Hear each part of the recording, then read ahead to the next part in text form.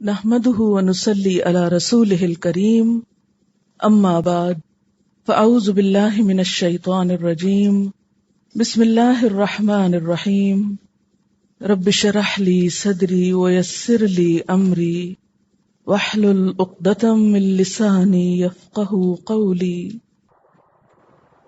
سورۃ الاعراف سورۃ الانعام سے پہلے مکہ میں نازل ہوئی، البتہ اس میں 8 آیات 163 سے 171 تک مدنی ہیں، اور اس کا نام الاعراف اس لیے ہے کہ اس میں جنت اور دوزخ کے درمیانی مقام اعراف اور اصحاب اعراف کا ذکر آیا ہے۔ سورۃ الانعام میں جیسا کہ تفصیل کے ساتھ یہ واضح ہوا کہ کس طرح قریش کو اسلام کی دعوت دی گئی، اور دعوت کس بنیاد پر؟ ملت ابراہیم کی بنیاد پر، جس کی تلقین انہوں نے اپنی اولاد کو کی اور ان کی اولاد نے اپنی اولاد کو۔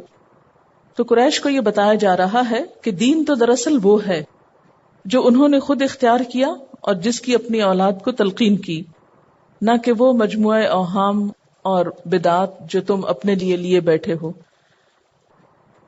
یعنی قریش کو بتایا جا رہا ہے کہ دین وہ نہیں جو تم نے خود گھڑ لیا یا خود اپنے لیے اختیار کر لیا۔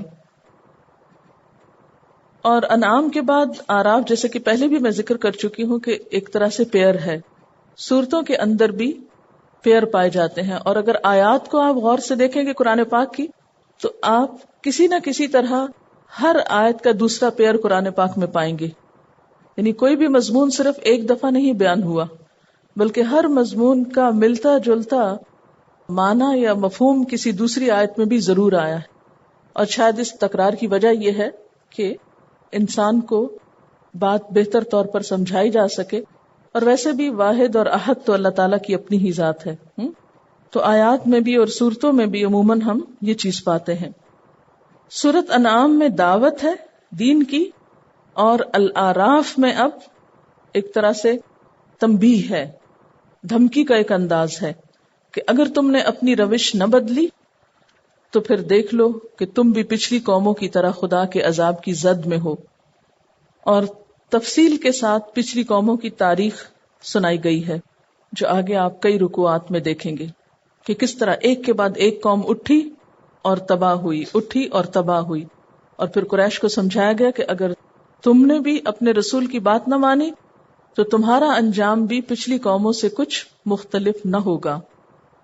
بسم اللہ الرحمن الرحیم، الف لام میم صاد، حروف مقطعات۔ کتاب، یہ ایک کتاب ہے، اور یہاں کتاب سے مراد سورت ہے۔ کتاب کا لفظ عربی میں بک کے لیے بھی استعمال ہوتا ہے اور چیپٹر کے لیے بھی یا سورت کے لیے بھی۔ مختلف سورتوں کے شروع میں آپ دیکھیں گے اس انداز کو کہ کتابن کہہ کے یا کتاب کہہ کے تعارف کرایا گیا ہے۔ کتابن انزل الیک، ایک کتاب آپ کی طرف اتاری گئی ہے، یعنی یہ سورت آپ کی طرف بھیجی گئی ہے۔ فلا یکن فی صدرک حرج منہ، آپ کے سینے میں، آپ کے دل میں اس سے یا اس کی وجہ سے کوئی تنگی نہ ہو۔ حرج کا لفظ پیچھے بھی گزر چکا ہے، درختوں کی ایسی گھنی جگہ کو کہتے ہیں جہاں سے گزرنا مشکل ہو یا راستہ مشکل ہو، تنگی کے معنوں میں استعمال ہوتا ہے یہ لفظ۔ یعنی حرج اس گھنی جھاڑی کو کہتے ہیں جس میں سے گزرنا مشکل ہو۔ تو دل میں حرج ہونے کا مطلب کیا ہے؟ کہ انسان مختلف طرح کی مخالفتوں کی وجہ سے ایسا دل تنگ ہو کہ اس کے لیے سیدھے رستے پہ چلنا مشکل ہو جائے یا اپنا کام کرنا مشکل ہو جائے۔ فلا یکن فی صدرک حرج منہ، تو اس صورت کے نازل ہونے کی وجہ سے آپ کے سینے میں کوئی تنگی نہ ہو، کوئی حرج نہ ہو۔ لتنذر بہ، اس لیے نازل کی گئی ہے کہ آپ اس کے ذریعے خبردار کرو۔ کس کو؟ اہل مکہ کو، اور پھر بعد میں سب کو۔ وذکریٰ للمؤمنین، اور مومنوں کے لیے یاد دہانی بھی ہو۔ یعنی اس صورت کے 2 فائدے، نہ ماننے والوں کے لیے ڈراوا، اور ماننے والوں کے لیے کچھ باتوں میں دوبارہ یاد دہانی. بات یہ ہے کہ نبی صلی اللہ علیہ وسلم پر جب بھی کوئی صورت نازل ہوتی تو آپ لوگوں کو سناتے، تو لوگوں کا ایک ری ایکشن سامنے آتا تھا. ذرا امیجن کریں اپنے آپ کو مکہ میں کہ آپ کو ایک صورت ملی ہے اللہ کی طرف سے اور آپ اب سنانے جا رہے ہیں ایسے لوگوں کو کہ جن کا ری ایکشن فیوریبل نہیں ہوگا، بہت ہی مخالفانہ، جارحانہ. اب آپ کیا کریں گے؟ آپ کا دل کتنا خوش ہوگا یا کتنا گھٹا ہوا ہوگا؟ چلیے مکہ تو چھوڑیے، آپ اس کیفیت کو محسوس ہی نہیں کر سکتے، ظاہر ہے کہ یہ تو پیغمبر ہی کا اعلیٰ مقام تھا. لیکن تھوڑی دیر کے لیے امیجن کیجئے کہ جب آپ کو کسی کے سامنے کوئی حق بات رکھنا ہوتی ہے اور ایسے لوگوں کے سامنے جن کے بارے میں آپ کو پتا ہو یہ سننے والے نہیں، یہ ماننے والے نہیں، تو کیا ہوتا ہے؟ یوں لگتا ہے جیسے آپ کے اپنے ہی قدم اکھڑنے لگے، جیسے آپ ہی جھوٹے ہوں. تو ہوتا یہ تھا کہ جب آپ سناتے تو کچھ لوگ تو صاف انکار کرتے تھے، یہ سب باتیں جو تم ہم کو سنا رہے ہم نہیں مانتے ان کو. کچھ مذاق اڑانے لگتے، ہنسنے لگتے. امیجن کرتے جائیں کوئی اعتراضات کا سلسلہ شروع کر دیتا، کوئی حجت بازی کرتا، اور کوئی کہتا نہیں نہیں جب تک تم کو معجزہ نہیں لاؤ گے ہم یہ باتیں نہیں مانتے. حوصلہ شکن اور شدید قسم کا ڈسکریجنگ ایٹیٹیوڈ ہوتا ہے اہل مکہ کا. یعنی ان لوگوں کو اللہ کی بات سنانا کوئی آسان کام نہیں تھا، کہیں سے کوئی سننے کو ماننے کو تیار نہ تھا. اور اہل ایمان تو انگلیوں پہ گنے جا سکتے تھے کہ جو ماننے والے ہوں. مثلا آپ ذرا سوچئے، آپ کسی سے بات کر رہے ہوں، مثلا میں ہی آپ لوگوں سے بات کر رہی ہوں، میں اگر کوئی بات کر رہی ہوں اور آپ سارے کہیں نہیں نہیں نہیں، صرف سر ہی ہلا دیں، اور ایک اکا دکا ادھر ادھر سے کوئی کہے ہاں، تو میجورٹی جب نہ میں سر ہلائے تو بولنے والا بول بھی نہیں پاتا، آگے ہی نہیں چل پاتا. اس سے آپ اندازہ لگائیں کہ کس قدر مشکل کام تھا آپ کے لیے. یوں لگتا ہے جیسے سنگلاخ چٹانیں ہیں جنہیں کاٹ کاٹ کے راستہ بنایا جا رہا ہے آگے بڑھنے کا، اور دور دور تک کوئی ہوپ نظر نہیں آتی کہ یہ پیغام دنیا میں عام بھی ہوگا یا پھیلے گا بھی، کیونکہ پہلے لینے والے ہی لے نہیں رہے. تو جب لوگوں کی طرف سے اس طرح کا حوصلہ شکن جواب ہوتا تو پھر آپ کے لیے اللہ تعالی کی طرف سے تسلی آتی، آپ کی حوصلہ افزائی ہوتی. تو اللہ تعالیٰ سورت اتارنے کے ساتھ ہی، کیونکہ اس میں بہت سخت آیات آگے آئیں گی، ساتھ ہی تسلی دے رہے ہیں یہ اللہ کی طرف سے آ رہی ہے، آپ کے دل میں کوئی تنگی نہ ہو، آپ مت گھبرائیں، آپ کو اس پیغام کو آگے پہنچانا ہے. اس سے کچھ کو تو خبردار کرنا ہے اور کچھ لوگوں کے لیے اس میں یاد دہانی کی بات بھی ہے. جو آپ کے ساتھ اہل ایمان ہیں ان کے حوصلے بڑھتے ہیں، اس سے ان کا ایمان بڑھتا ہے. اور آپ دیکھیں کہ کسی بھی معاشرے کے اندر اگر جھٹلانے والوں کا ریشو بہت زیادہ بھی کیوں نہ ہو تو ان ماننے والوں کا کیا قصور جو بے شک تعداد میں کم ہے کہ انہیں ایک خیر سے محروم کر دیا جائے. مثلا اگر آپ کسی کو کوئی اچھی بات بتا رہے ہیں اور آپ دیکھ رہے ہیں کوئی نہیں سن رہا، کوئی نہیں مان رہا، لیکن اسی محفل میں کوئی ایک بھی ہو سکتا ہے آپ کی بات مان جائے، تو آپ یہ سوچیں کہ مجھے اس ایک کی بھلائی کے لیے یہ بات ضرور پہنچا دینی ہے، بے شک سارے انکار کر جائیں. اس ایک کا کیا قصور ہے؟ کیا ان کی وجہ سے اس کو بھی خیر نہ پہنچے؟ تو وَذِكْرَى لِلْمُؤْمِنِينَ بہت ضروری ہے. اتبعوا، پیروی کرو، ما انزل الیکم من ربکم، جو نازل کیا گیا تمہاری طرف تمہارے رب کی طرف سے. ولا تتبعوا من دونہ اولیاء، اور اس کے سوا اولیاء کی پیروی نہ کرو، دوسرے سرپرستوں کی پیروی نہ کرو. یہاں ایک بڑا واضح اصول دیا جا رہا ہے کہ اہل ایمان کے لیے کرائیٹیریا کیا ہے؟ اس چیز کا اتباع جو اللہ کی طرف سے آئی ہے، چاہے قرآن کی شکل میں، چاہے حضور صلی اللہ علیہ وسلم کی شکل میں. اتبعوا ما انزل الیکم من ربکم، اور ساتھ ہی فرمایا ولا تتبعوا، اور نہ پیروی کرو، من دونہ اولیاء. اگر اولیاء کو یہاں آپ لیڈرز یا قائدین یا سرپرست کے معنی میں لیں تو بات بہت واضح ہو جائے گی کہ ہمارے لیے کرائیٹیریا کیا ہے. کسی بھی معاملے میں ہمیں کس کو فالو کرنا ہے، کس کو امام ماننا ہے، کس کی پیروی کرنا ہے، کس کے پیچھے جانا ہے. اتبعوا ما انزل الیکم من ربکم ولا تتبعوا من دونہ اولیاء، دوسرے قائدین کی نہیں. لیکن افسوس کہ ہم مسلمانوں کے اندر ہی ایسے لوگ ہیں کہ جو اسلام کے اندر معاشی نظام کو نہ سمجھ کر یا نہ دیکھ کر کارل مارکس کی پیروی کرنے لگتے ہیں، اور سیاسی نظام کو نہ سمجھتے ہوئے اور نظاموں کی طرف نظر اٹھانے لگتے ہیں کہ شاید وہ ہمارے مسائل کا حل ہو. حالانکہ ہم کئی سسٹم ایک کے بعد ایک ٹرائی کر رہے ہیں، فائدہ کہیں سے بھی مریض کو نہیں ہو رہا. تو بات یہ ہے کہ ایک مسلمان کے لیے لازم ہے کہ اس کی دین ہو یا دنیا ہو، اس میں اسے اپنا قائد اور اپنا رہنما اللہ اور اس کے رسول ہی کو بنانا ہے. یہی اس کی نجات ہے، یہی اس کی فلاح ہے، یہی اس کی اصلاح ہے. قلیلا ما تذکرون، کتنا کم تم نصیحت پکڑتے ہو، کتنی تھوڑی تم کو نصیحت ہوتی، کتنی تھوڑی بات سمجھتے ہو.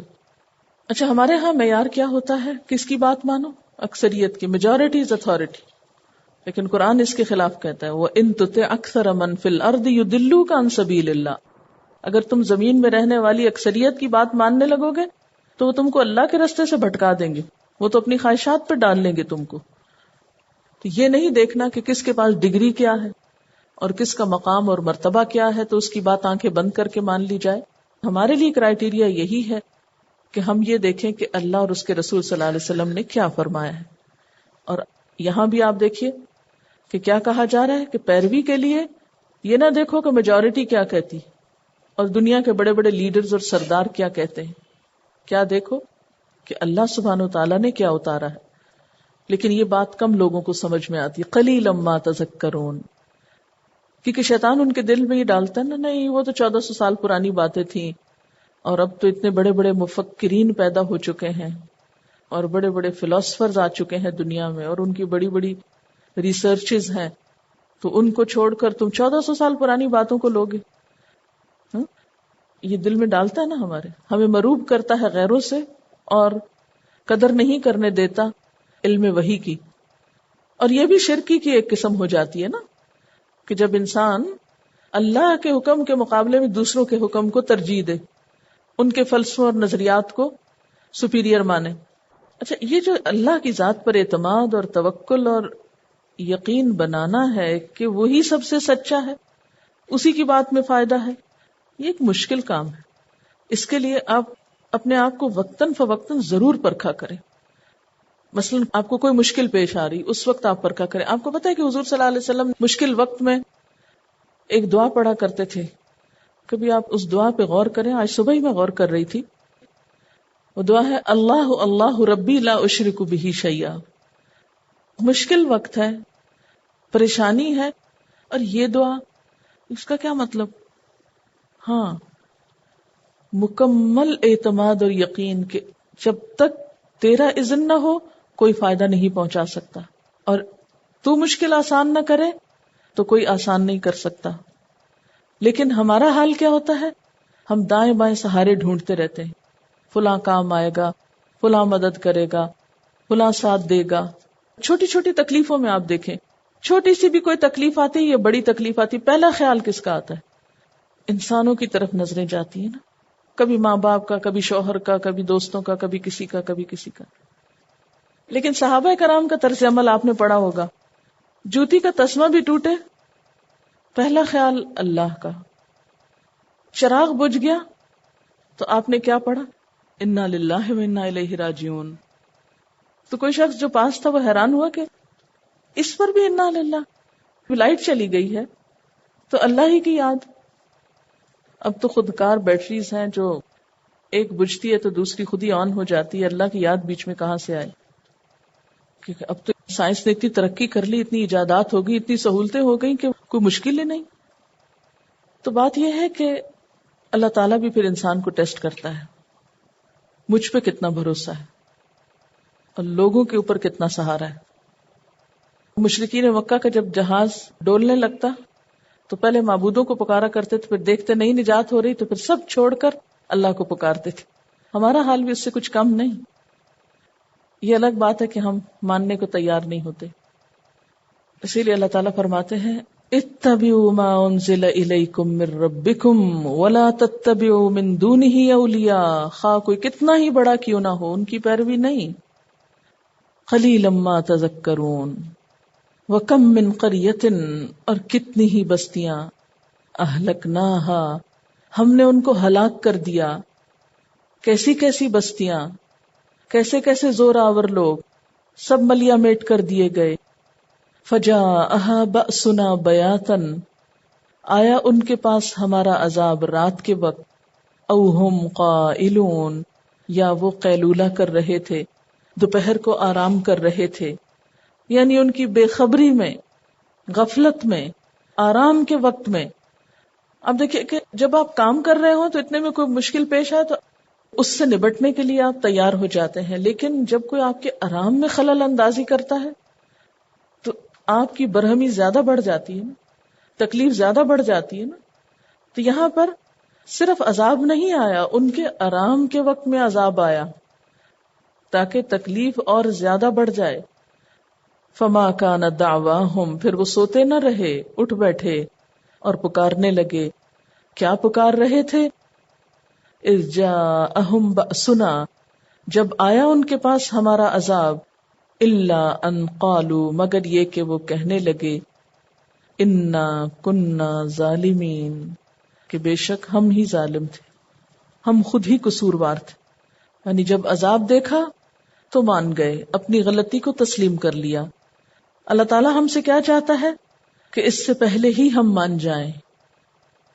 فَلَنَسْأَلَنَّ الَّذِينَ أُرْسِلَ إِلَيْهِمْ وَلَنَسْأَلَنَّ الْمُرْسَلِينَ. فَلَنَسْأَلَنَّ، تو البتہ ہم ضرور سوال کریں گے. کن سے؟ الذین، ان لوگوں سے، ارسل الیہم، جن کی طرف بھیجے گئے. کون؟ رسول. یعنی قوموں سے پوچھیں گے. کیا پوچھیں گے؟ ایک اور آیت میں آتا ہے وَيَوْمَ يُنَادِيهِمْ، جس دن وہ ان کو پکارے گا. فَيَقُولُ، پھر وہ پوچھے گا مَاذَا أَجَبْتُمُ الْمُرْسَلِينَ، تم نے رسولوں کو کیا جواب دیا. وَلَنَسْأَلَنَّ الْمُرْسَلِينَ، اور البتہ ہم ضرور پوچھیں گے رسولوں سے بھی. جیسے ایک اور آیت میں فرمایا یوم یجمع اللہ الرسل فیقول ماذا اجبتم، جس دن اللہ رسولوں کو جمع کرے گا پھر ان سے پوچھے گا تمہیں کیا جواب ملا تھا. یعنی قیامت کے دن ہوگا کیا؟ رسول اپنی اپنی قوموں کے ساتھ آئیں گے. لوگوں سے پوچھا جائے گا، قوموں سے پوچھا جائے گا کہ رسولوں کی پکار پہ لبیک کہا یا نہیں، اور پھر رسولوں سے پوچھا جائے گا کہ ان لوگوں نے تمہارے ساتھ کیا معاملہ کیا.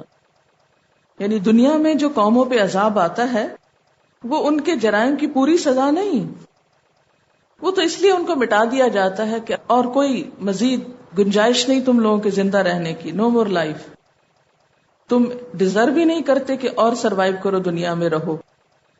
نو مور چانس، صرف ان کا چانس ختم کرنے کے لیے. جبکہ سزا تو آخرت میں ہوگی، سوال تو وہاں ہوگا، پوچھ تو وہاں ہوگی. پیغمبروں سے بھی پوچھا جائے گا، لوگوں سے بھی پوچھا جائے گا. پیغمبروں سے کیا پوچھا جائے گا؟ تم نے کیا پیغام پہنچایا کہ نہیں. لوگوں سے پوچھا جائے گا پیغام آیا کہ نہیں، وہ کہیں گے آیا. پھر پوچھا جائے گا کیا جواب دیا تم نے، مانا کہ نہیں.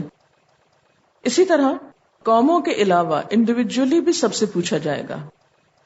حضرت عبداللہ بن عمر رضی اللہ تعالی عنہ سے روایت ہے کہ نبی صلی اللہ علیہ وسلم نے فرمایا کلکم راع وکلکم مسئول عن رعیتہ، تم میں سے ہر شخص نگران ہے اور ہر شخص سے اس کی رعایا کے بارے میں پوچھا جائے گا.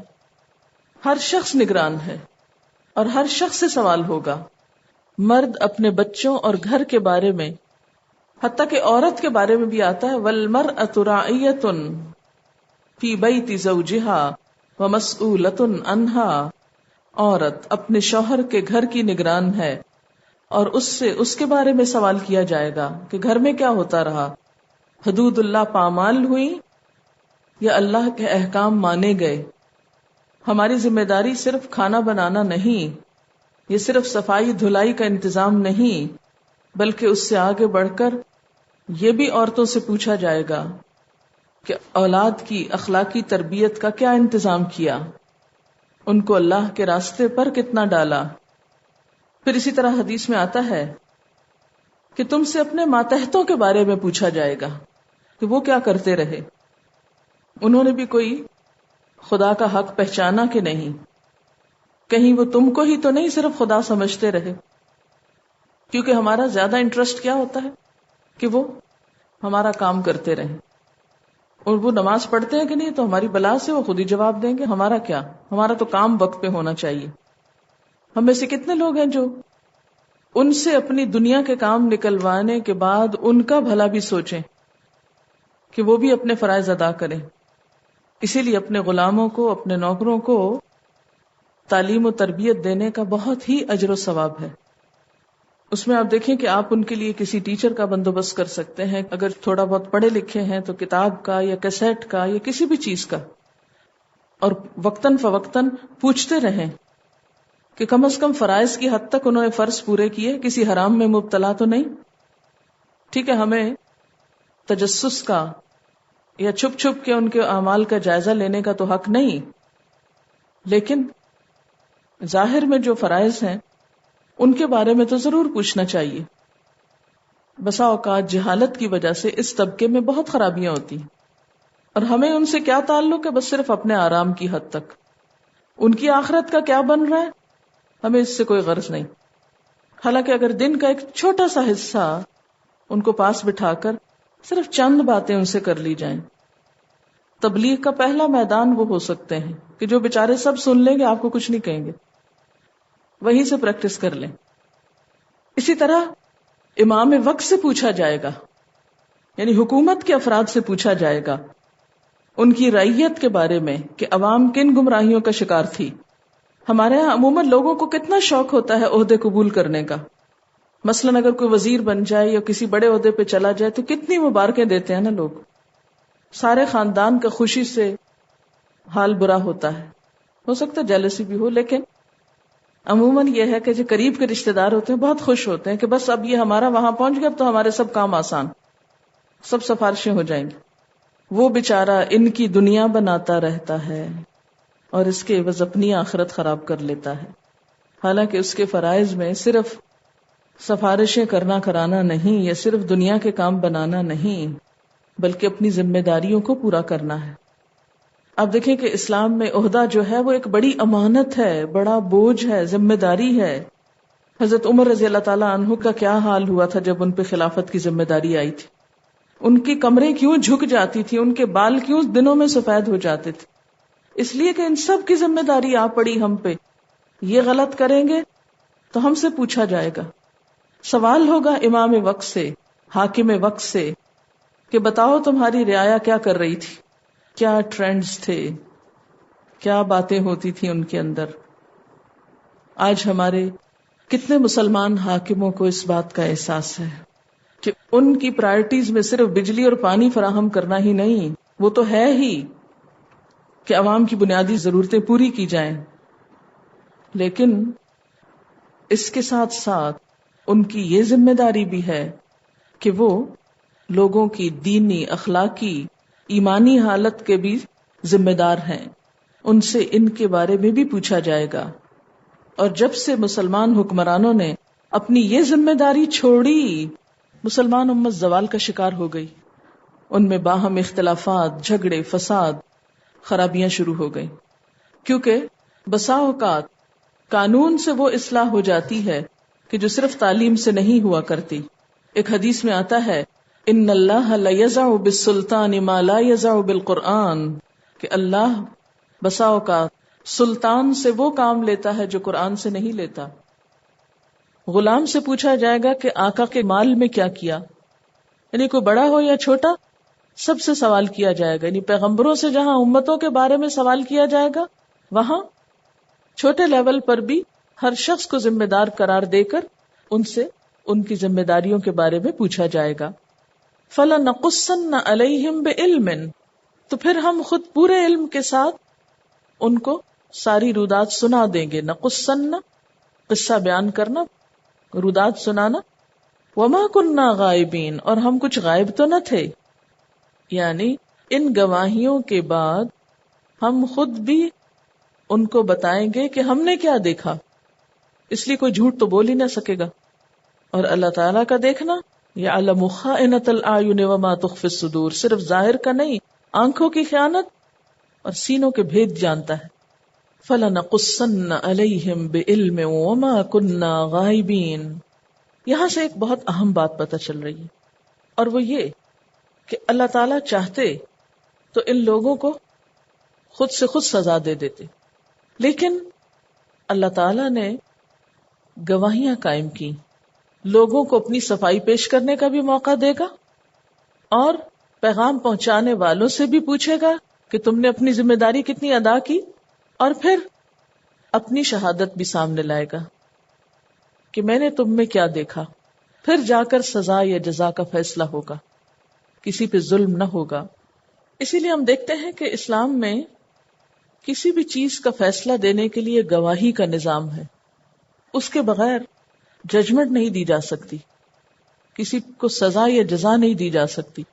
مثلا دور نبوی صلی اللہ علیہ وسلم میں مدینہ میں ایک فاحشہ عورت رہتی تھی، لوگوں کی اس کے ہاں آمد و رفت رہتی، اس کی فحاشی کھل کے سامنے آ چکی تھی اور زبان زد عام تھی. سب لوگ کہتے تھے کہ وہ بہت خراب عورت ہے اور شاید چاہتے تھے کہ اس پہ حد جاری ہو. لیکن نبی صلی اللہ علیہ وسلم نے کیا فرمایا؟ اگر شہادتوں کا نظام اور نصاب نہ ہوتا تو میں اس عورت کو رجم کر دیتا. یعنی اللہ نے جو گواہی کا نظام رکھا ہے اس کے بغیر میں فیصلہ نہیں کروں گا، کہ جب تک کوئی آنکھوں دیکھے چار گواہ نہ آئے اس وقت تک سزا نہیں دی جا سکتی. مثال کے طور پر آپ دیکھیں کہ ہمارے معاشرے میں اخباروں میں کتنے سکینڈلز آتے رہتے ہیں، فلاں شخص اتنا لوٹ گیا، فلاں نے یہ کر لیا، بڑی بڑی غبن کی اور چوریوں کے قصے آتے ہیں.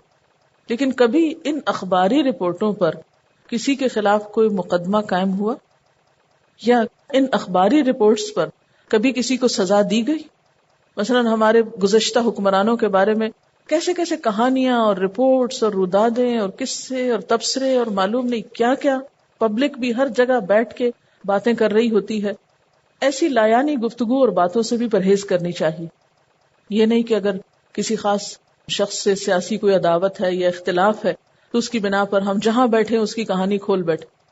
ہماری آنکھوں نے نہیں دیکھا، ہم نے اپنے کانوں سے نہیں سنا کسی کو، اس لیے ہمیں اجازت نہیں کہ ہم اپنے منہ سے بولیں کہ کون کتنا چرا گیا یا کیا کر گیا.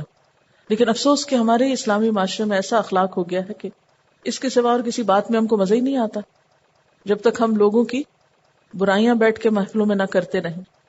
اللہ تعالیٰ کے یہاں نظام کیا ہے کہ کسی کو بھی جزا اور سزا کب دی جائے گی؟ جب وہ ایک سسٹم کے تحت جرم پروو ہوگا. اس کو آپ ایک اور مثال سے بھی سمجھ سکتے ہیں. مثال کے طور پر آپ دیکھیں کہ بسا اوقات ڈاکٹر دیکھتا ہے کہ ایک مریض کی حالت بہت خراب ہے، اس کو بخار ہے، لیکن دوا نہیں دیتا. کوئی کیا کہتا ہے؟ کیا کرو؟ ٹیسٹ کراؤ. اور بعض اوقات ایک ٹیسٹ میں کئی دن بھی لگ جاتے ہیں. اس وقت تک مریض کو کوئی خاص دوا نہیں دی جاتی. کیوں؟ تاکہ صحیح دوا دی جا سکے، صرف اندازے اور قیاس اور گمان کی بنیاد پر نہیں. لیکن ہم لوگ دوسروں کے بارے میں محض گمان، محض خیال، محض قیاس آرائیوں کی بنیاد پر گفتگو کرتے رہتے ہیں، تبصرے کرتے رہتے ہیں. یہ صورتحال کچھ پسندیدہ نہیں ہوا کرتی. ایک مسلمان جو ہوتا ہے وہ اپنے مقصد میں چونکہ سنجیدہ ہوتا ہے، اس لیے اس کے پاس نہ ایسی باتوں کا وقت ہوتا ہے اور نہ اس کے لیے ان میں کوئی دلچسپی ہوتی. تو اللہ سبحانہ وتعالی قیامت کے دن اگرچہ پوری طاقت رکھتے ہیں، علم رکھتے ہیں، سزا دے سکتے ہیں، لیکن اس کے باوجود گواہیاں لائیں گے. وآخر دعوانا ان الحمد للہ رب العالمین. سبحانک اللہم وبحمدک نشہد ان لا الہ الا انت نستغفرک ونتوب الیک. السلام علیکم ورحمۃ اللہ وبرکاتہ.